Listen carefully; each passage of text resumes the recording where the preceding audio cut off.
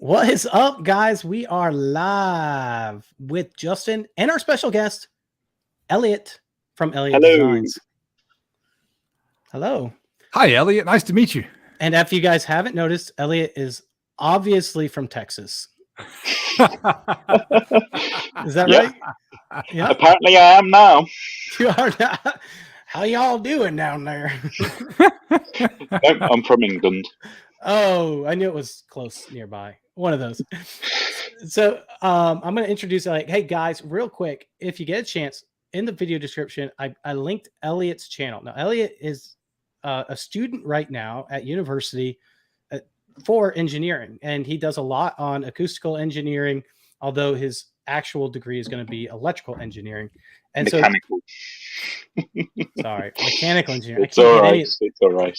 It's an engineering of some kind. And so Elliot's going to talk to us a lot, and we're going to be talking about compromises in speaker design.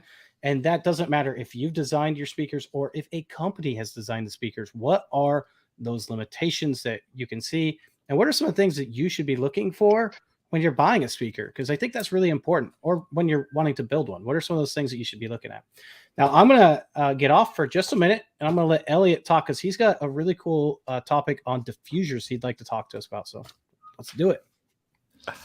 Yeah, awesome. Totally. So Elliot, before we roll into that, why don't you take a minute to tell us a little bit about yourself? You are not a civil engineer, so you're an uncivil engineer. So you don't have to be civilized. You are a mechanical engineer. You're studying to be a mechanical engineer, and you are in where are you? You're on the other side of the pond. Yes. So tell us a little bit about the background. So. How did you end up here? So I ended up here. I actually started loudspeaker design and looking at that sort of stuff when I was 15. I didn't have much money, so I wanted good audio. And so the best way to go about that was to start designing and building my own speakers. So that's what I started to do. And it just went on from there. I kept studying to keep learning how to design better and better speakers, learning all of the acoustics behind it, everything behind that. And that's where I'm now. Now that I'm 20, I'm in my second year of mechanical engineering, and it's just going well. Started up a YouTube channel where I describe different principles and how I do certain things, and yeah. Well, awesome. So, I kind of do a mix on my channel, car and home audio, just whatever I feel like doing, really, because I like all aspects of audio. Do you lean more towards car or home audio? Definitely home audio, because we actually have a thing here in England where our insurance is quite strict on our cars.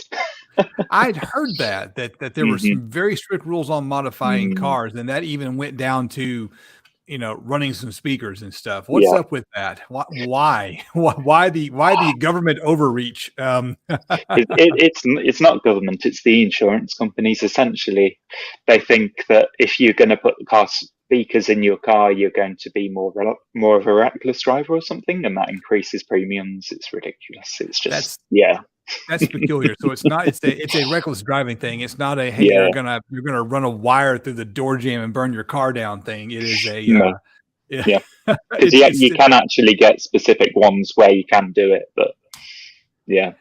Insurance is interesting. There's a lot that goes on in insurance markets where they're trying to get people to kind of reveal if they're a reckless driver or not. And I guess, the kind of person who puts giant subwoofers in the back of a car must be crazy.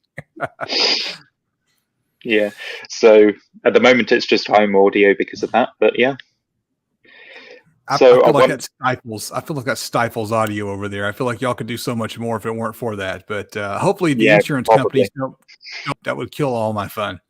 So I've got a question for you, and I'm going to open with this question right here. I know you've got some things you want to talk about, diffusers and stuff, but I wanted to ask about a thing I just recently learned about that I was unaware of. It's called the BBC bump, or I guess BBC dip is what it really ought to be called.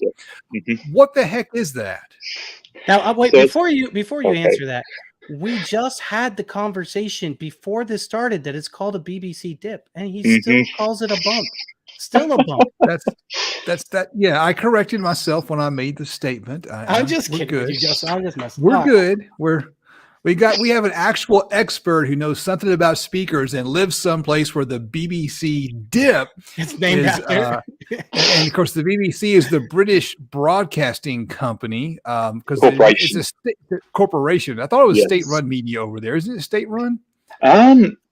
Not really. It's a bit of a strange one, really. Essentially, they're privatized, and like we have to pay a tax per year for what's called a TV license, and essentially it just means they have to be unbiased and things like that. All right. Well, back on topic, the BBC dip is basically a dip in your frequency response that some manufacturers employ. Why don't you explain what the BBC dip is? So it started with the BBC with their own homemade monitors and their powered monitors. Essentially, they had a horn-based, horn-loaded loudspeaker design, and essentially, in order to integrate the horn with the mid-bass properly, they found that it was beneficial to put a dip at where the two crossed over with each other. So instead of being flat at the crossover range, it took a slight dip.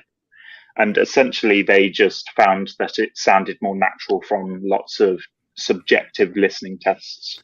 So, see, that's interesting because I know that you have phasing issues at the crossover point, and so it's really common to get a dip at the crossover point. It sounds to me that the engineers at the BBC didn't know what the hell they were doing, and it just happened to sound good, and they rolled with it. That's what it sounds to me. It doesn't sound planned.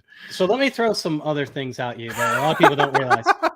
So when I'm looking at a frequency response of a speaker, loudspeaker, whether I'm building it or whether I'm looking at one that I'm going to buy, well, we're talking about the BBC dip versus between 1 and 4 kilohertz typically. So it's a dip between 1 and 4 kilohertz, and it depends on how much of a dip. It can be up to 3 decibels typically, but can be anywhere in there. I will tell you this: if I'm looking at a speaker with a frequency response and it has a rise at 1 to 3 to 1 to 4 kilohertz, I'm not buying it, because to me, almost always it's brighter, because there have been studies that have shown that our ears are most sensitive between 1 kilohertz and 3,500 kilohertz. So the fact that, I've employed BBC dips in some of my designs. So the fact that there's a dip between 1 to 4 kilohertz to me isn't a big deal, because we're already very sensitive to that area anyway. It's actually more about the directivity changes between the tweeter or horn in this case and the midwoofer. And essentially because of that difference in directivity, it causes some strange things to happen where in the area that they cross over. And essentially because of that, you have the power response, which is the response that you have, it's sending out in 3D space, so it's going out everywhere. Yes. And you've got your direct response, which is coming straight at you. Now, of course, what you hear is a combination of the two. You hear the direct response, but you also hear the room response, and the room response comes from the power response, essentially the speaker sending it out everywhere. And because of that, what they actually designed into it with that bump was actually necessary, because yes, the flat response, the direct response was flat, but the power response actually had a bump. So essentially with that BBC dip, they're actually getting a more flat room response. Yeah. And so what we're talking about, power response, if you've ever seen a polar response, like a waterfall graph or something like that, where it shows like the red and the green zone, that's what we're talking about with your power response. It's taken at all different angles so that you can see with all the combined angles what is the power response. So one of the things that you'll notice with a power response is really good when you're looking at different types of speakers, right? So when we're just taking a look at MTM versus a TM versus that, and a lot of people don't really know what we're talking about. So whenever we say like T, that stands for tweeter, and whenever we say M, that stands for midwoofer. And the way that we put those in order determines of how the layout is on the speaker baffle. So a TMM would be a tweeter, midwoofer, midwoofer. An MTM would be a midwoofer, a tweeter, and a midwoofer. So I actually have a picture here to kind of show what that would look like. And guys, like I said, if you have not got a chance to subscribe to Elliot's channel, do that, because it's good. I put it down here. So this is an MTM on the right here. See a midwoofer, tweeter, midwoofer. And this is a TMM, tweeter, midwoofer, midwoofer. So the question that a lot of people ask is, well, won't these speakers sound identical no matter what the orientation is? Or in what cases would you prefer an MTM versus a TMM and vice versa? So what do you think, Elliot and Justin? I almost called you Jason. Oh, what? Honestly, I always prefer the midwoofer tweeter midwoofer because you get a closer response over the vertical above the speaker as well as below. Because what happens with the tweeter mid is you actually get a different response if you put your head above the tweeter than you do if you put your head below the tweeter. And that's the same for the way the directivity happens in the room. Because essentially you are now having one of the mids really far away from the tweeter and another of the mids close to the tweeter. And because they're both below, you've then got an angle where it's actually starting to beam the speaker upwards or downwards. Whereas with the mid, it's perfectly flat because it's symmetrical. Well, let's clear that up real quick because it's perfectly, it's designed so it will give you a perfectly flat horizontal response, but vertical response you do not get perfectly flat. That's the reason why it's bad to use an MTM in the essence as a center speaker. No, that's definitely the case. So the way we typically use those MTMs is we lay them on their side and use them as a center speaker, and that is basically the absolute worst thing to do with one of those speakers. It is, because you've got that horizontal dispersion pattern, but you do still have the same thing just on the one side with that tweeter mid. It's just less pronounced, I suppose, but it does mean it's now asymmetrical. So I would never use an MTM in a home theater where I have multiple seats. It's just not, unless I have a wide dispersion, unless I'm using like some type of wave guide that gives me a very wide dispersion, then something like the Audience 212 like that's a different story. But something like this where there's really no wave guide or anything, I wouldn't want to use that in a multi-seat home theater, just because you get a lot of vertical issues in that way. I also would never want to use it as a center channel speaker. Now, center channel sideways, flipped around. So a typical center channel would look like this. Oops. Well, while I'm talking about this. Well, while he's digging that up, Elliot, there's a question in the chat. Blake Brockus asked, is that dip, talking about the BBC dip, accomplished by moving the crossover slightly further apart? So is that done by changing the frequency for the crossover, across the tweeter a little higher, across the middle a little bit lower? How do they actually design the crossover in order to get that dip to happen? I don't know how they originally did it, but essentially, as long as you have that dip, you're essentially achieving what you want. You can achieve it in a variety of ways, including the one that you just explained there, and it will work just fine.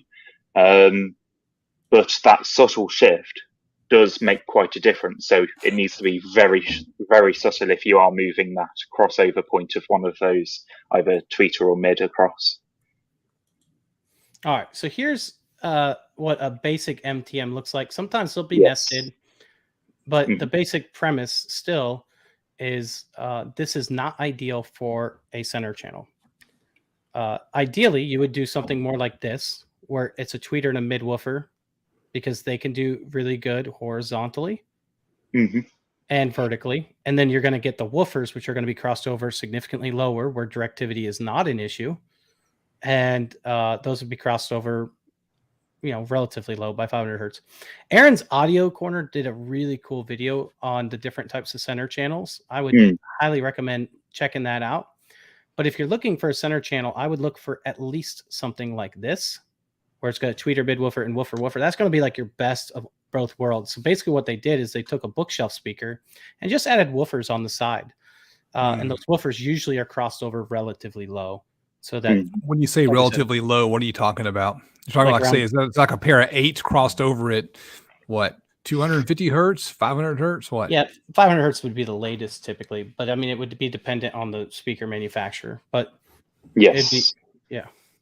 It depends on how low that mid goes. The mid in the just below the tweeter, really. That's what will determine how low you can go. But could I have a go at trying to summarize some of the principles as to why this actually matters? No. Yes, of course. Yes.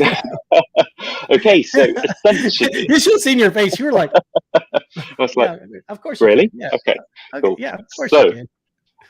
the reason why this is so important is because when you have two drivers next to each other, and there's a certain distance away, and they're a certain distance away from each other, when you're listening, they have interference. Essentially, as you move, the distance between the woofer and yourself and the tweeter and yourself changes. And so the response also changes. So the closer they are together, the less difference in distance between you and the woofer and you and the tweeter changes. Let's imagine the tweeter is all the way on the left side of the room and the woofer's all the way on the right side of the room. If you're on the right side of the room, you're really close to the woofer. If you're on the left side of the room, you're really close to the tweeter.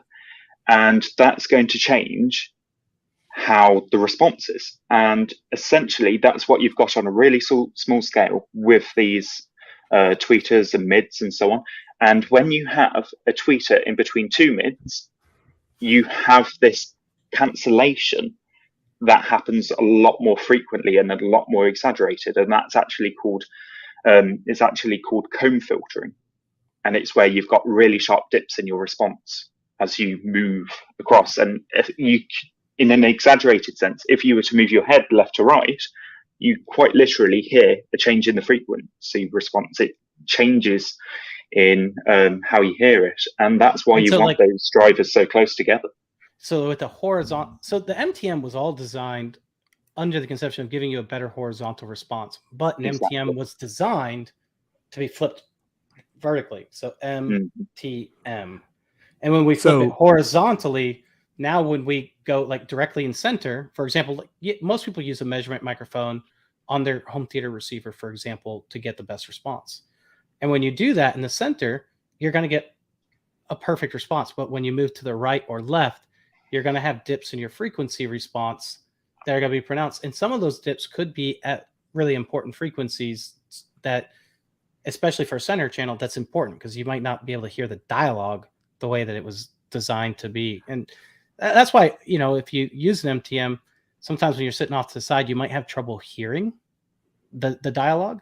It's because you're actually getting a dip in that frequency response that you shouldn't be, and that makes sense. So that's interesting because the way my home theater room is set up, I've got it's a Tritrix kit from Parts Express. I've got the middle version MTM right there. So the top version is terrible is what I'm hearing because those drivers are so far apart, you're going to have some really bad comb filtering. Next level down, the problem is when you're not right in front of the speaker, it's not going to sound good. So I sit right in front of it, right? I know where the sweet spot is where I've got everything tuned to. You're talking about a horizontal MTM, right? Yes, the horizontal one. My wife always sits further off to the left, and she's always complaining that she's not getting all the vocals. Yep, that'll be it. And so if I were to just take that speaker and find a way to turn it right side up without blocking the television, the problem would go away on her end. Well, but you also want it to be about ear level as well. Like an MTM is typically designed to be closer to ear level. Like you said, we get really good off-axis response horizontally, but not as good vertically. So yes, and because of that, essentially, when you move it sideways, you're obviously going to have your tweeter lower down. So it's going to sound like the voices are coming from lower down. So the ultimate solution would be to redesign it and use that third one from the top, the second one from the bottom, the two woofers off to the side, larger drivers off to the side, and then a tweeter in a mid-range in the middle. So that's what I'm going to do. Yeah, because what that does is it essentially changes so that the comb filtering that you previously had horizontally is now vertically. And because you don't move your head up and down as you're listening, or the people aren't sitting at higher and lower levels, you're not going to have a problem with that. I think Regular Guy Audio mentioned this briefly. I mean, we the way we locate sound, it's right to left. We're not very good at up and down sound location because the way our ears are stereophonic, right and left. Totally. Can't tell if it's coming from above you or below you. And that's actually a trick we use in the car audio world. The best place to put your mid bass drivers, we call them, or your big woofers up front, is down in the kick panels of your car, because they're far away, so they're the distance between the two is not as, the differential is not as bad, and it's okay if they're down in the bottom of the car because we can't locate the up and down as well.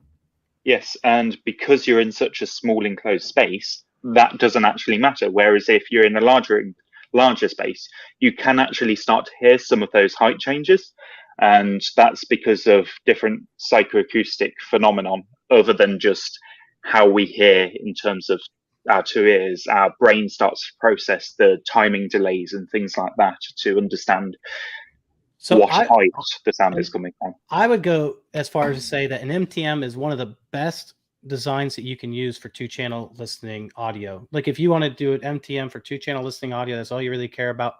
Love the design. I think it's great. Because you're not going to be moving up and down. You're not, I mean, but you have your entire area that you can sit in and get a really good sounding response. You don't have to be dedicated to that. You ever see that, like that one listening area where that guy's got one seat that he sits in? It's like, what? Why? You know, just get an MTM and get some nice, you know, I don't know. A vertical MTM is better than a vertical TM because you've got that symmetrical vertical response as long as you're not changing in height. Yeah.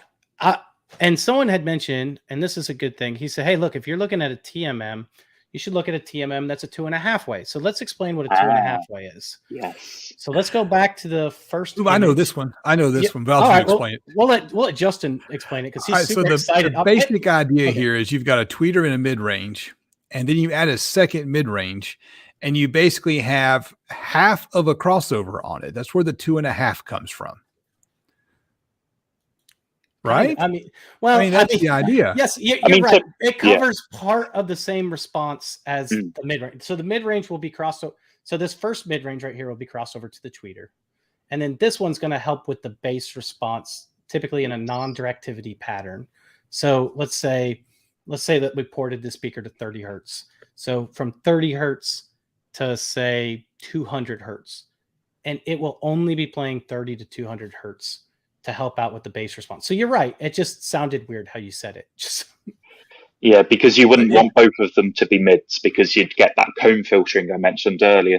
And it would be worse because essentially when you've got two high frequency drivers like mids playing the same high-ish frequency range, you get some even worse cone filtering phenomenon because they completely cancel each other out at that point. And so a TMM, which is a 2.5 way, is really good at reinforcing your bass response. So those that really like, a deeper bass, sometimes they'll even use this halfway just to get you lower than you normally would in a room. Mm-hmm. And so if you're looking for a speaker to help reinforce the bass response and still keep, the TM style response, a 2.5 way TMM is good. Also, I think SVS does a TMMM. That's 3 mid-woofers. And I believe that 2 of the 3 just are halfways. Don't quote me on that, but I believe 2 of them are halfways. And I think they're actually crossed at different frequencies too. And then the third one, they're actually tuned. They actually have their own separate enclosures too. They're all 3 tuned to different frequencies, which is interesting. Okay. I think that would make it more of a, what would you call it? 2 3/4 way? 2 3/4. Yeah, because you're essentially crossing the 2 extra woofers over at lower and even lower levels with that, aren't you? So I don't quote me on that, but it's the SVS, I think Prime Tower or one of those, but I believe that's how they're setting that up. And that's a 2.5 way is another good one. What MTM and TMM, one of the benefits that they have, and whether a TMM, MMM, or however many M's you want to put in there, one of the things that is beneficial about it is we talked about SD in last week's show, which has to do with the amount of air that can be moved in a room if you like bass, right? Well, when we're talking about a TMM and an MTM, they have to have certain spacing between the tweeter and the mid-woofer to be able to sound properly. If you're looking at something with like a really small tweeter and really large woofers, you're probably going to have a whole lot of issues unless they're using some type of horn-loaded design. So, or waveguide design, something of that nature. Mhm. So to go back to what I'm talking about with the TMM issue is you can get a lot more SD or a lot more air moving by using smaller woofers and using multiples of it. Very And true. Sorry. no, you're good. Yeah, I was just going to say it's essentially replacing one large diameter driver with many small diameter drivers. You've still got that same surface area moving that air. It's just spread across in a different pattern, I suppose. Instead of having it circular, you've just got it as lots of different circles spread across a line.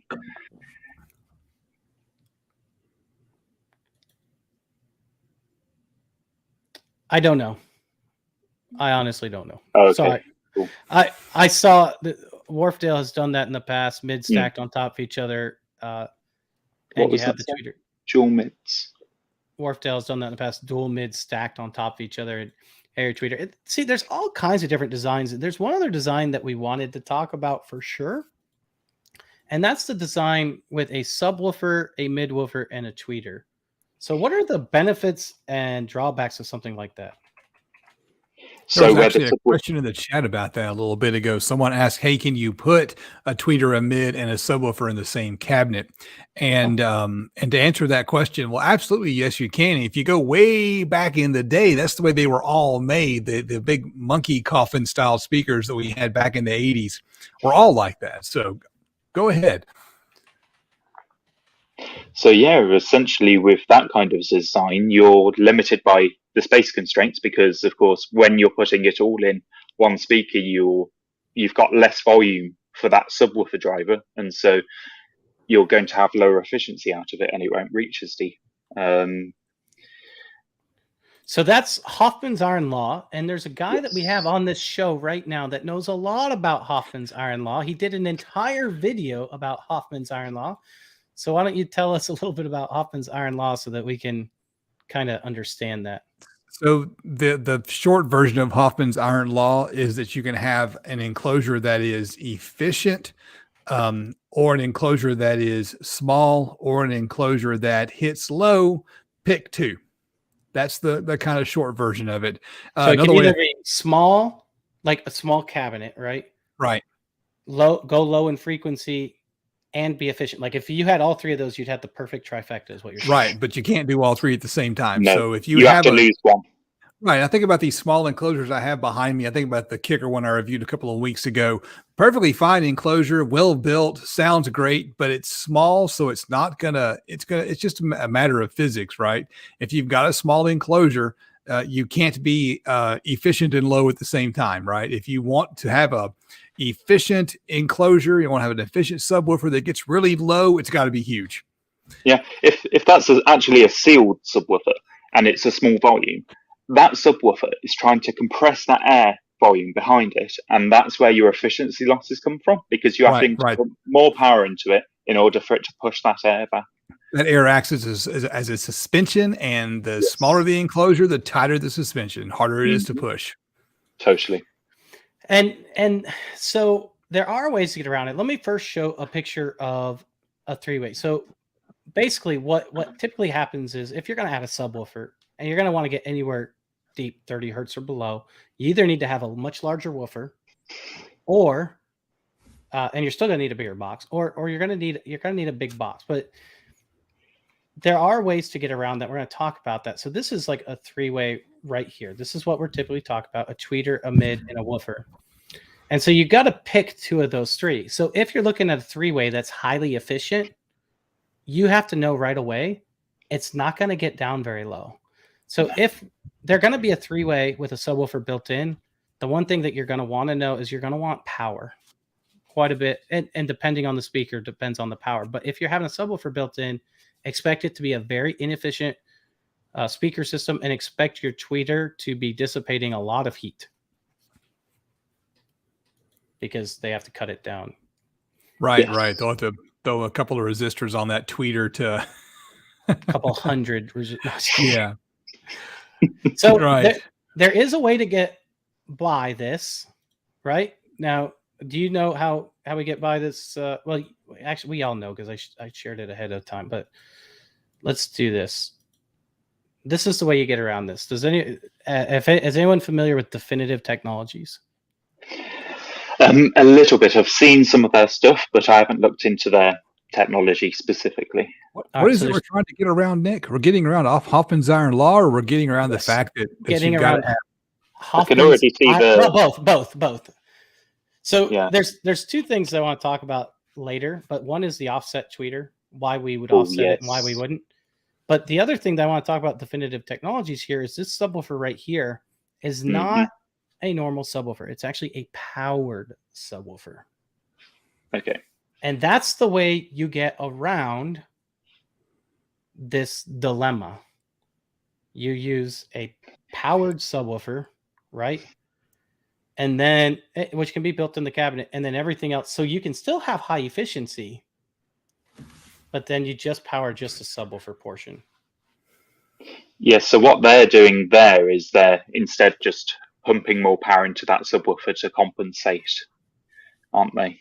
On the efficiency, yeah. So instead of saying on the efficiency, instead of saying, "Hey, I don't want to give you a very low efficiency speaker where you have to pump 1,000 watts at the speaker," instead, let's give you. We'll build it. I think most of these, and I don't know this particular model. Most of them have like an 800 watt powered subwoofer already in it. And then, of course, it has a dial on the back where you just pick the volume of the subwoofer based on where you're sitting in the room, and then everything else you power with your receiver. So these drivers here are powered by your receiver, which are just mids and tweeters, and then this subwoofer and these look like regular woofers, and then this looks like a subwoofer. So it's essentially half active, half passive. It is, absolutely. The only active part is the subwoofer. Now there's another way to get around this too, which is DSP, right? Yes, very much so. Well, DSP, you can't really add anything to it, but what you can do is cut stuff. So DSP, you're limited in the fact that, okay, no, you can't add any more volume, because what's limiting that is your sensitivity of your speaker and your and the power that you're providing the speaker. But what you can do is, to compensate for the lack of bass, is cut everything else. So if you cut everything else from it, yes, you're lowering the overall sensitivity of the speaker, but you're still getting the response that you want. Yeah. So another way that you can get around that would be to basically determine how much power each speaker gets, but you're doing that through a digital versus a passive crossover. And the advantage of that, to some degree, is not having to worry about the heat dissipation that we were talking about earlier within the passive components. There is kind of a cheaty way you can do it as well, where it is actually still passive, but you can still apply that correction filter, but that's more like the room correction side of things, really. But you can actually apply room correction in a way that actually corrects your speaker if you do it in a linear phase fashion.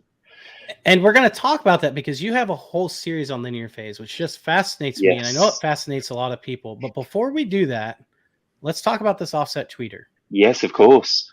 There's a lot of designs now that are coming out with this offset tweeter. Now, the tweeter, when we say offset, we mean it's not directly in the center, right? So this tweeter is sitting to the right-hand side, and you'll always know when it's offset, it's always going to be offset the opposite way on the other speaker. If it's ever offset in the same direction, run away from the speakers immediately. You've got two left speakers there. They don't know what they're doing. No. So make sure they're offset on opposite direction. So tell me, why are they offset? What are the advantages and disadvantages of that? Okay, so having them offset, essentially, when you've got a speaker on a baffle, that baffle projects the sound forwards. But when it's central on that baffle, I'll point at this particular one. Yes. Assume that this was directly center at the top, but then you would have diffraction points off the baffle on all sides. And that would mean that the gain you get from the speaker being on the baffle, because the sound projects off it, it all drops off at one frequency, because the tweeter is that specific distance away from each of those walls, and where those walls disappear, where that baffle disappears, is where you get that loss of your extra gain from your baffle. So let me stop you real quick. It very Oh, no, go ahead. Say that real quick. Oh, yeah, I was just going to say it makes the response very irregular in the high frequency region because you no longer have flat gain. Whereas when you offset it a bit, you're now applying. Let me Oh, pause yeah, you real yeah, quick before we get to the offsetting. yes. The worst place for a tweeter to lie Mhm. because of this. Basically, what we're saying is every time the center of the tweeter has the same distance to the edge, it will diffract at that frequency. And that frequency is Yes. based on the distance from the center of the tweeter to the edge of the baffle, right? Mhm. So the worst place for it to be is if it was in directly center of a square, because then all the diffraction points, it's going to diffract no matter what, but all the diffraction points are going to diffract at all the exact same frequency, creating a much bigger spike in the frequency. So that would be the worst. The second worst, which you're not going to get very many times because you don't see a tweeter typically in its own box. The second worst is if you see a tweeter directly in the center and it's the same distance from either side and the top of the speaker. Yes, and that would be with a circular baffle if it's centrally in the circular baffle because it's the exact same distance from each part of the wall, and so that frequency drop. Yeah, I think the actual worst would be exactly that. If you had a round baffle and the tweeter was right in the middle of a round baffle, because then you really wanted the exact same frequency. Yes. And so you're saying you offset this so that frequency. So all that diffraction doesn't happen at the exact same frequency. It happens at several different frequencies. So you kind of spread the ill effects of the diffraction out along the bandwidth. Totally. So I would tell you, first of all, if you're looking at a speaker or designing a speaker, even though it looks nice to have the tweeter kind of like central on either side and central from the top, don't do it because that's adding more diffraction at the same frequency. Yep. So now it's all piling up at the same frequency. That's the problem. You don't want it piling at the same frequency. All right. So the offset then would be to different frequencies, so that diffraction is not as much. You're not continuing to like increase that diffraction. That diffraction is happening here and then maybe here and here, and it's adding just a little bit of diffraction. Exactly, and I think I could add a bit of a scientific basis to that, where essentially, as you lower in frequency, you've got longer wavelengths, and those longer wavelengths are represented by longer dimensions of a baffle. So let's say we had a tweeter on a really large baffle. You're going to have it projecting frequencies all the way down to really low frequencies. But as the baffle gets smaller and smaller and smaller, the cutoff for those frequencies gets higher and higher and higher. So you're boosting only the higher parts of those frequencies. And now as we offset that driver, we essentially cut at different points. So tweeter is no longer boosting at just that specific high portion of the response. If you look at another dimension, it's then representing a different portion of the high frequency response. And those different dimensions essentially, from it being offset, mean that it's no longer all bunched up together, as Justin said. It's now spread across the frequency range. The boosts happen. There is a disadvantage to this as well. Yes. And we're going to explain that real quick. So we've already mentioned comb filter, and when you move off axis of that speaker, you get more comb filter. Now these speakers are designed that they can literally be flipped either way depending on your room and what you are trying to go for. However, if you think about it, when you're on this tweeter and you move this way to the right on this particular speaker right here, and you move to the right of this speaker, you're going to be in phase longer. You're going to have less issues when you go this way. But when you go this way, all of a sudden your tweeter is significantly further away. And so as you go this way, you're going to have more problems, meaning that your sound going left and your sound going right is actually going to differ. Yes. And essentially that's why you want those speakers, so that the tweeters are on opposite sides. They're symmetrical compared to each other, because it's actually pushing where the tweeter direction is going. It's pushing it off to the side. It's no longer shooting straight forward. It's now shooting off to the side slightly. And that's why you want it to be the opposite on the left and right speakers, as those are. And this speaker is definitely designed to be towed in towards your listening space. This is not going to be one of those speakers that you typically have, pointing directly to you, because those tweeters, you should be pointing towards you. Totally. And if the subwoofers were on the opposite side of the speaker, you'd have them the other way round, then you'd be wanting to actually tow it out compared to where you'd usually have it, because it's pushing in the opposite direction. Absolutely. And what Elliot was saying too is, just to make sure everyone got it, if you have a large enough baffle, right, you don't have to worry about that diffraction as much, because that diffraction is going to be in an area that the tweeter won't be playing. Much lower in frequency. Yep. Yeah. So that's one of the advantages of having a larger, wider baffle. But then it starts to affect mid ranges. So you do still have it, just at lower and lower points in frequency. At what frequency? Right. So in wall speakers, for example, depending on the wall, you don't, you don't have those diffraction in the same way that we're talking about now. And there are advantages to in-wall speakers. We're not going to talk about those today. Yeah. Go ahead. I was just going to say, a good way to imagine what's happening with diffraction is if you imagine all along the edges of that baffle are lots of different new sources of sound. So essentially imagine you've got really low sensitivity tweeters all around the edges of that baffle, and they're slightly delayed from that mid tweeter, the tweeter in the center. That's essentially what's happening there if you imagine all of the little point source sounds along the edges of that baffle. I like that. Yeah, I like that. All right. So guys, by the way, if you have a question that you really need answered, you're probably gonna have to super chat, because we're doing like really good at like, just talking, and I'm not being, I'm going to miss some of the questions. I thank Justin for keeping an eye out. I did see this one by Edens. So, hey, what's the compromise of a concentric tweeter? And by the way, we need to talk about different types of concentric tweeters in a minute, but what's the compromise of a concentric? He must be from your part of the world, because here in the US, we call them coaxial. But concentric tweeter, like Eminence height speakers you built a while back. Now, the Eminence speakers, just for those who know, it looks like a midwoofer, and then you screw on the compression driver in the back, which is a little different, and we'll talk about that in a minute. Okay, so there is actually a slight difference. So yes, that's right with the coaxial, but concentric can also mean in the way that KEF do their tweeters, where they've got their tweeter actually in the center of that. Concentric just means a circle within another circle. Essentially, it's more of an engineering term, but I use coaxial myself. So yeah, and so what are some of the design? Well, let's put it this way: not every coaxial or concentric driver is designed the same. Let's start there.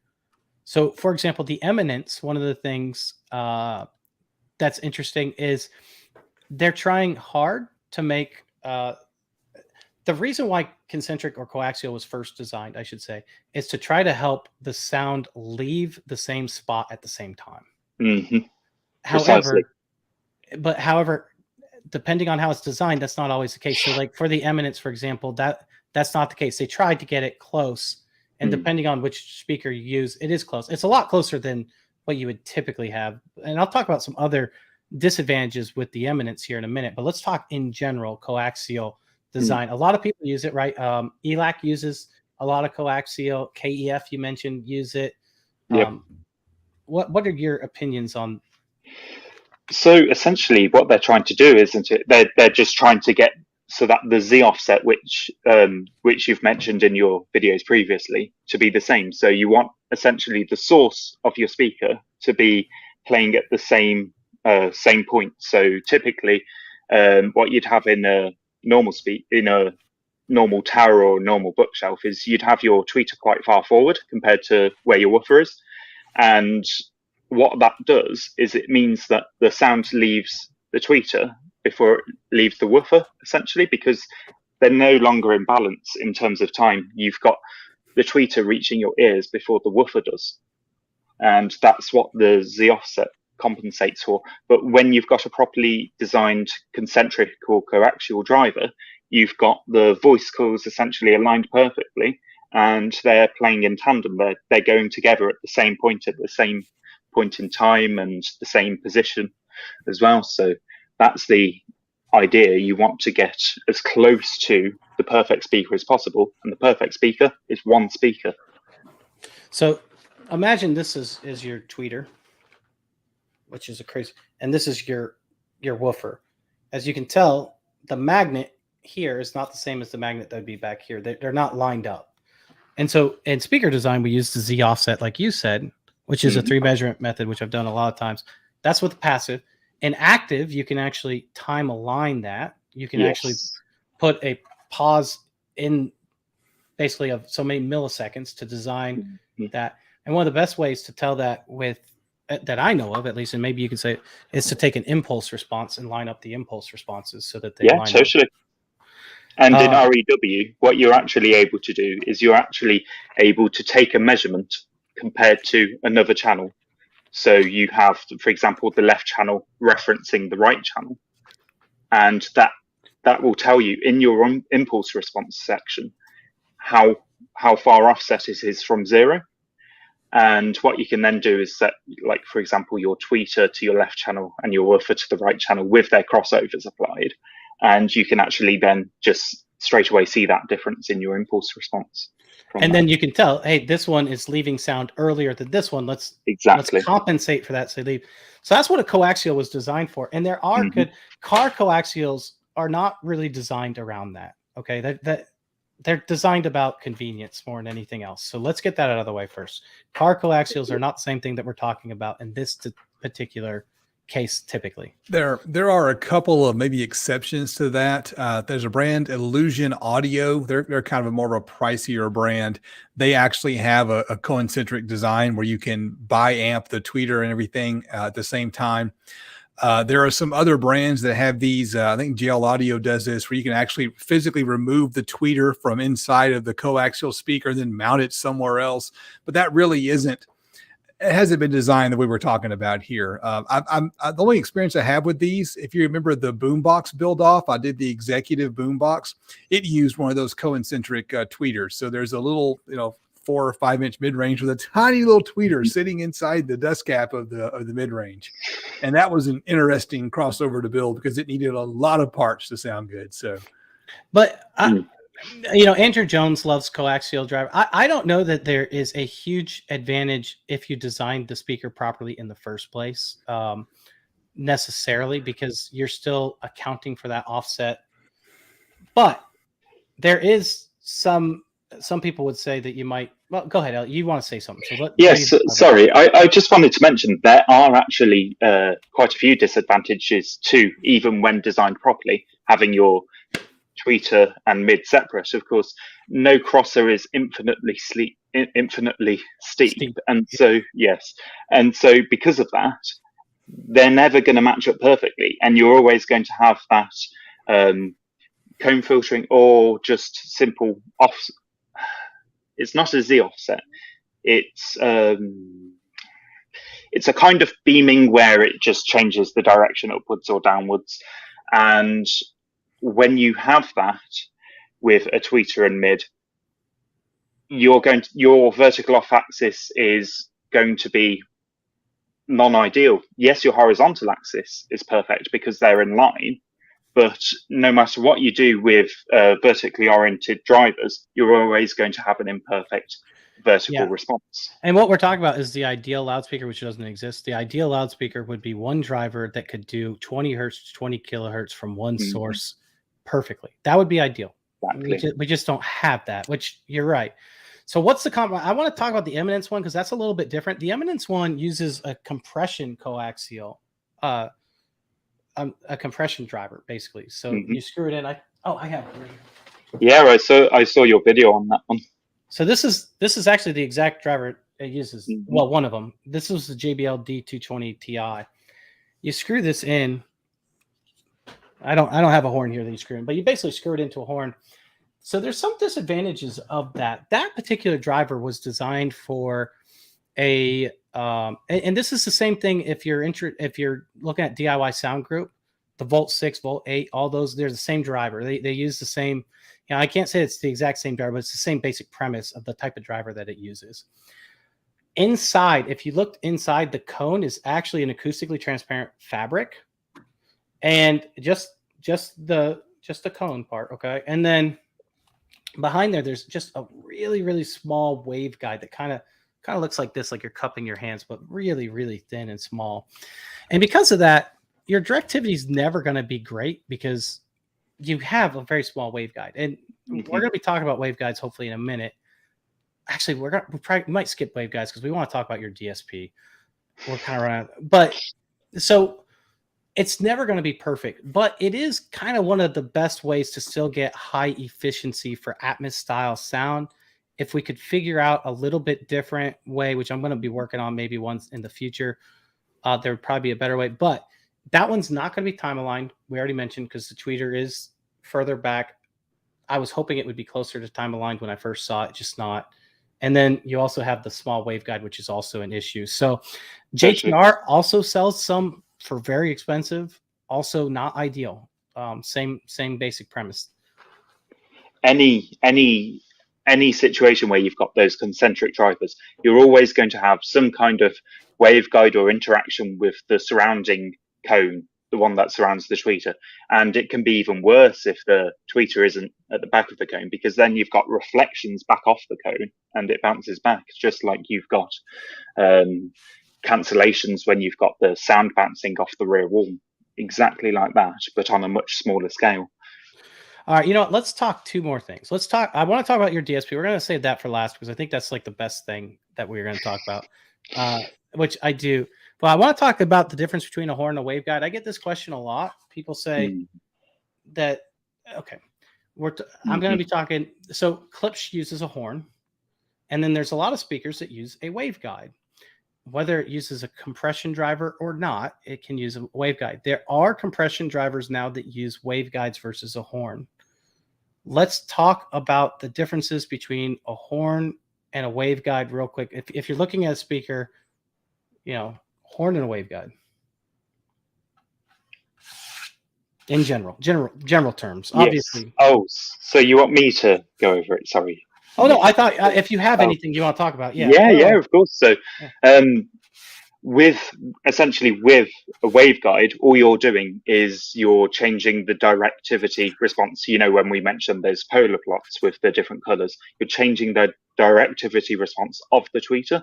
Like whereas the radiation pattern. Yes, exactly, the radiation pattern, how it transmits the sound into the room rather than just the direct response. So when we look at a waveguide, I just want to mention this. When we look at a waveguide, it'll say something like 90H by 60V. That means it would go 90 degrees horizontal, so 45 degrees on either side, and 60 would be 30 and 30. Is that right? Yes, it's either measured like that or with 3 dimensions, it's depth, height, and width. Sure. Yep. And then you've got your actual horns, which actually amplify the sound and take load off the tweeter or off the driver in the case of a compression driver like that. And what's that doing is, because the compression driver has such little excursion, it needs to take that load off, just like a port does to a subwoofer, and it allows it to play with much lower distortion. It also acts as an amplifier as well, in a way, because of the throat. It's got a narrow pipe section. It's quite literally the same kind of thing that's happening with a port, or especially a transmission line or a horn-loaded subwoofer. Those kind of same principles apply in a horn-loaded tweeter. So you can typically tell the difference between a horn and a waveguide based on that throat. So when you take a look at this, you see this big long throat, and then it spreads out. That allows it to load the driver, which is what you're talking about, gain that efficiency. Yes. And then what you'll notice is, like, when you take a response with something like this, you'll get a big hump in the lower response, and it'll go further, and then start to go down, which I guess we're going this way, and then start to go down, which really I should be going this way. So and then go down. But with a waveguide, so something like the Dayton H6512 is not considered a horn; it's considered a waveguide. It doesn't have any throat at all. So there's advantages and disadvantages to that. The disadvantage is it doesn't get as much sensitivity. Now, typically, compression drivers now are so sensitive, we don't even need it unless we're doing maybe a PA style system where we're doing multiple woofers. And And so I like the waveguide better. Seos is the same one. DIY Sound Group uses a Seos, which is also a waveguide. Mm-hmm. When we talk about horns, some people say they don't like the nasally. So like clips or something, they're like, I don't like it when it sounds like this.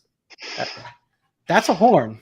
A waveguide doesn't have those issues, but it also doesn't gain the sensitivity and the loading, but it does give you the dispersion characteristics. Yes. So if you're looking for a hi-fi, high sensitivity build and you don't want that, the wonkiness, then honkiness or whatever you want to call it, then look for a waveguide. Look for something using the SEOS. Look for something that uses the Dayton H6512. Go ahead. With horns, it's actually all about the air mass within that small column. So if you have a really short throat, you're going to take less loading off of the driver, so it's going to excursion more and possibly increase distortion more. But you're also going to have less of that nasally sound and less of the efficiency as well. As you shorten the throat, essentially, it becomes more and more like a waveguide. And that throat is essentially holding a mass of air that helps the impedance matching between the driver and the air itself.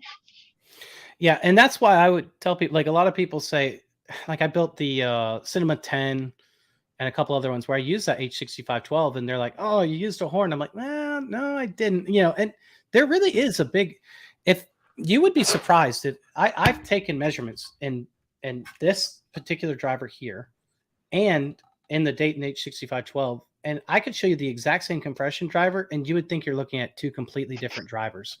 You'd be like, no, that's not the same thing. I'm like, I'm telling you, it's the exact one. It's just the way that this loads it and the way the other one doesn't. Now, there are disadvantages to that too. The disadvantage, like you said, the efficiency, and we usually can't cross over as low. Yes, exactly. That's where the distortion things comes into place, because as I was saying, when you've got that narrow part, that essential, sorry, the words just come nasal. out of my head. The nasal sound that comes from it.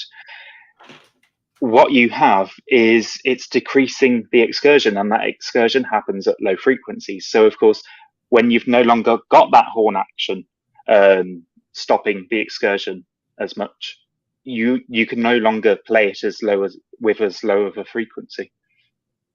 And that's not necessarily a bad thing, because we have the efficiency as long as you can get a driver. And with home theater, I like the waveguide better for home theater for a lot of reasons. But one, you typically, if you're using 95 decibel drivers, you don't need much power. So the power handling of this doesn't matter. You know what I mean? I mean, you might be given this 5 watts of power anyway. So like, your power handling is pretty low on that driver. All right. Yeah. Let's finish this off, Elliot. Tell us all about, so you've been doing this awesome, amazing series on DSP program and phase response and the differences between the different phases. Why don't you spend some time talking about that and how that interacts with speaker design and room design, how your rooms interact differently. Yeah. Explain all that. Thank you, Nick. Essentially, when you have normal EQ or passive crossovers, things like that, when you change the gain of a response, it also changes the phase of a response. Now, the phase of the speaker describes essentially how phase is a complicated one, especially to explain without engineering terms. Essentially, imagine you've got that Z offset between the two drivers. You have the one speaker playing in front, the one speaker playing behind, as we explained earlier. You have that mismatch. Now, phase describes mismatch in terms of its frequency. So when we were describing previously in distances, we're now describing in terms of degrees. Now, 180 degrees, you can commonly understand by switching the polarity of a tweeter compared to a subwoofer. That's 180 degrees out of phase. So like, for example, some speaker design, some people don't realize, like when they download plans and stuff, they'll say, why is your tweeter out of phase? Why are we wiring it out of phase? And that's because the crossover's designed for it to be playing out of phase. Yep. Precisely. All it means is as one speaker is moving out, the other is moving in. It's the exact same. It's the exact opposite of what the other is doing.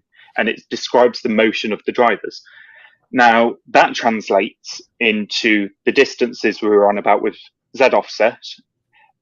And so say you've got a 30-degree phase shift with your high frequencies, that's going to be a very minimal change in depth, but it means just as much as the larger depth change at low frequencies. So 30 degrees means just the same at high frequencies as it does at low frequencies, but they correspond to different movements. So the low frequencies, the subwoofer a lot further back. In high frequencies, it's a much smaller change for the equivalent. Because the wavelengths are longer at the low frequencies, right? Exactly, yes. And that's what the phase change is.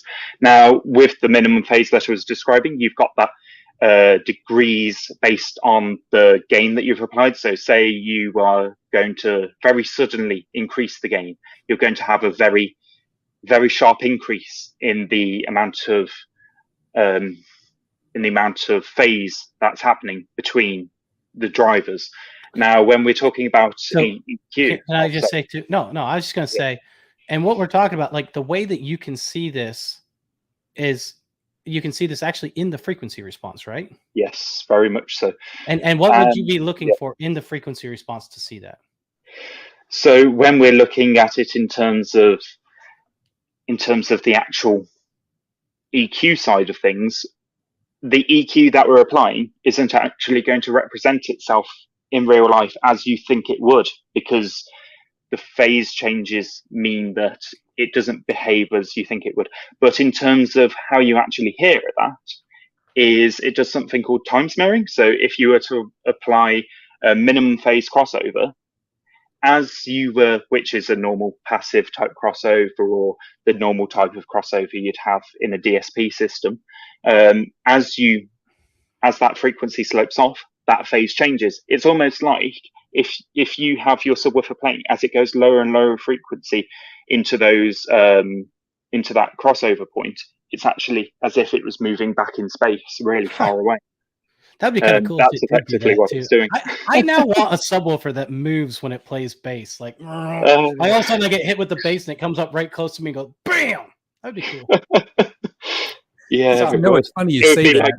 It would be like massive volume displacement. Oh, sorry, Justin. Something I've noticed years ago, even when I was in high school playing around with speakers in a car, as the frequencies change, it feels like it's coming from different spots in the car sometimes. I mean, subwoofers in the back of a car, it's the worst place to put a speaker behind you, of course. But, at different frequencies, it feels like maybe it's just resonating in different parts of the car, but it always has seemed to me exactly that. It seems like, wow, it feels like it's coming from a different spot. And the thing that I love about what you're doing too is you're using this linear phase and you're showing you how to do it with simple things like a UMIC 1, which is fairly inexpensive, and Rue, and a couple other programs that are all either cheap or free. Actually, I think all the programs are free. All of them are free, totally free. Yeah. So if you want to get like the best room response from whatever speaker you have, this is kind of the way to do it. Totally, because with linear phase, all you're doing is adding an instantaneous delay so that you have no phase change as you change the response. And it's that when we're doing that linear phase, I've seen you do it in the video. I don't know the mathematics that are involved in the program because the program kind of does it for you. But yes, the mathematics are quite intense. Yes. Does it also do it? So it does it at each frequency that it needs to. Does it also? And I'm assuming it changes the Q as well. So how wide? The Q stays the same. Essentially, your filters stay exactly the same. It just takes all of the minimum phases. The minimum phase is what that filter generates essentially. And it takes that minimum phase and linearizes it. So it knows what the phase response will be from the filters you input. And then it compensates those filters by adding delays at those certain frequencies to make it linear. And gives you a nice linear, so you don't have as many peaks and dips in your response. Exactly. And that's why when I was explaining taps, which are essentially the amount of information you can put in. The larger amount that you have, whilst being more computationally expensive, as in it takes more computing power, you can reach lower in frequency with your controls. So with typical processors, even with Odyssey, with mini DSPs, all of that, the correction you apply in those correction softwares doesn't actually affect the low frequencies as you would think. It isn't as effective as you are actually applying it to. So yeah. And I will say, like, this is the reason why, I know you said it's not as, but this is the reason why on a lot of subwoofers or back subwoofers, you actually have a phase switch from 0 to 180 degrees to be able to switch it, hopefully somewhere, at least in between there. And the good ones have, if it works properly, has a potentiometer that you can actually switch between actual 0 and 180. Some of them just have a switch on the back. So that's more with integration into the mains. So sure, that's all about how it's reacting with the room, rather than making sure it's linear. Well, does the linear phase not take into the room at all then account? Or is it just the driver's response? So the linear phase aspect means that it does nothing to the rate at which frequencies are outputted. So with normal EQ, essentially you're adding, how on your impulse response, you want it to be as sharp and instantaneous as possible. Yeah, of course. When you apply EQ correction, it drags it out and at different frequencies. It smears it. That's what it means by time smearing. You're quite literally smearing the response out over a given amount of time. You're making it take longer to reach your ears. Gotcha. So yeah, I would highly recommend checking out his channel. He does a great job explaining all of that. And he's done a lot on DSP. I don't know what all he's going to be doing, but he definitely has a lot of great videos already out there. I'd check it out. It's called Elliott Designs. I linked it in the description below. We did not talk about DSP like I thought we would. Oh, yeah, sorry. No, I don't think that's bad, because there is that question, like, should I buy like studio monitors versus your regular? We're not going to touch on that today, but I'll tell you what, that might be one for the future. I don't know. You guys tell us. Should we talk about DSP in a future episode or not? So it's you. You guys tell us that. All right, Elliot, we're going to end the episode because we're 7 minutes over. I hope you guys Oh, gosh, sorry about that. Oh, it's nothing you. I've enjoyed talking. Justin's enjoyed talking, right? I always enjoy talking. It's been great seeing you both. Thank you. Oh, absolutely. Before we go, we always ask what everyone has going on, if they're going to have anything coming up on their channel, if they have any news about the stock market, inside trading tips, anything like that. We're ready to listen. Yeah, it's 2 a.m., man, in England. You got to get to bed soon. Yes. That's why you're dozing off. I'm not dozing off. Oh, I'm sorry. I forgot you're still a student. 2 a.m.'s early for you. No. I'm not actually like that as a student. I'm quite strange in that respect, really. Essentially, things I've got planned, they are going to take time because they're quite advanced for me to be getting on with. But I've got this really interesting project planned where essentially you take a Raspberry Pi, which is essentially this tiny computer. And they're cheap too. They're cheap. Yeah, very cheap. And you put DSP on it. There's a little bit of, there's quite a bit of prepping involved, but essentially it's a lot, like massively cheaper than a mini DSP HD and a hell of a lot more processing power. So, yes. I'm actually looking at getting one. I bought into a home automation. Mm-hmm. And to make a long story short, the company that I use is called Insteon, and they went belly up, and they're like, sorry. So now I can't like say, hey, my assistant, shut off and turn on my lights. It doesn't work. But there's a way to do it with the Raspberry Pi. Yes, Home Assistant. Home Assistant. That's exactly right. And so I can also use my computer, but I'm thinking about just buying a Raspberry Pi, setting up. That way I don't have my computer doing my Plex and my Home Assistant and my editing and my, all that stuff. But yeah, Home Assistant. And so I'll be doing that. Dude, I will tell you what, a Raspberry Pi is really cool. If you can do some videos on Raspberry Pi, that'd be neat, because you can also do a hi-fi streaming device with a Raspberry Pi. Totally. I mean, there are a couple of things I've planned, actually. One of them is the DSP, which is the thing that I was just talking about. And the other is actually multi-room audio. So you know how you have with Relic devices, you'd actually be able to do it with the Raspberry Pi. It's a bit more convoluted, and so that's where the cost comes from that you'd usually have with a Relic. But it would actually mean you'd also be able to implement the DSP with the Raspberry Pi with the multi-room audio. So you could build fully active multi-room audio speakers. That's actually really cool. I actually am looking forward to seeing that. I think that's pretty neat. There's a lot. I used to tell a guy that I knew to create a Raspberry Pi channel and call it Pi Man, but he wouldn't do it. But yeah, everyone would be like, "Wait a second, I came here for an apple pie recipe, and I'm learning how to automate my whole house. What is going on?" Oh no! But I think that would be awesome. I'm actually looking forward to those. What about you, Justin? Well, I have a lot going on. Let me show you this right here on the screen share real quick. All right. And let's see here. Share screen. Screen 2. There we go.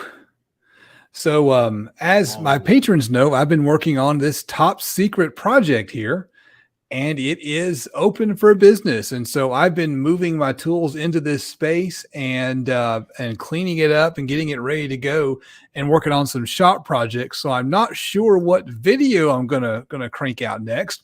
It might be a video about this thing. So I haven't really done a good job of, filming while I was moving stuff in. I've been busy working. So I've got a couple of shop projects I've been working on, getting a router table set up. There's a cool car, not mine, but a cool one. But and so I need to probably make a video introducing this project at some point, and just a few other things laying around. I've got a couple of amp dynos that I've already filmed that I might just throw together real quick this weekend if I can't get this next project up and running. But I've been working on shop projects, and hopefully I can do some better videos in this space. Dude, that is unbelievable lighting in there. That lighting is so good. Yeah, there are 8 5,000 lumen LED light strips in there. Is what that is. I'm gonna get. Are those the ones from Harbor Freight? I don't know. They came from Walmart or Amazon. Look how much space we have. This is my big extended cab pickup truck. Plenty of room in there to work. So can get the vehicle in and still be able to get some work done. So that's going to be nice. Do me a favor. After this episode, send me an affiliate link to those lights, because I'm going to buy some for my shop. That's all right. That if I really can find them, if I can find them. Yeah, check your orders. I didn't order them. The contractor did. Stupid contractor. No, that's good for him. That's just stinks for me. Yeah. Okay. Wow. So I don't have. Well, that's not. Oops. Instead of stopping to share your screen, I shared. Stop. Actually, I stopped my camera. All right. So I don't have a lot going on right now. Actually, it's not true. I have a lot going on. I want to get a lot of videos out this week. I don't know if it's going to happen. I had a lot happen last week. My truck broke down. I got it fixed, though. It's all good. Back together. Everything's good to go. One of the loves about DIY and one of the hates about DIY. You love that you can fix it. You hate when you take the time to do it. We also got a garden.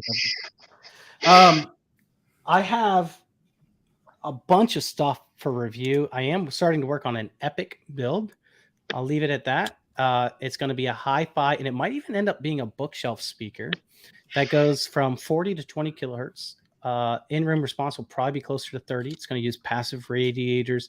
And the reason why it's considered a hi-fi build more than anything else is that all of the drivers are designed around clippal linearity. So that means that you can get the same response with a little bit of power and a whole lot of power. Your tuning doesn't change, which, believe it or not, most of your speakers don't do that. No, very much. So yeah.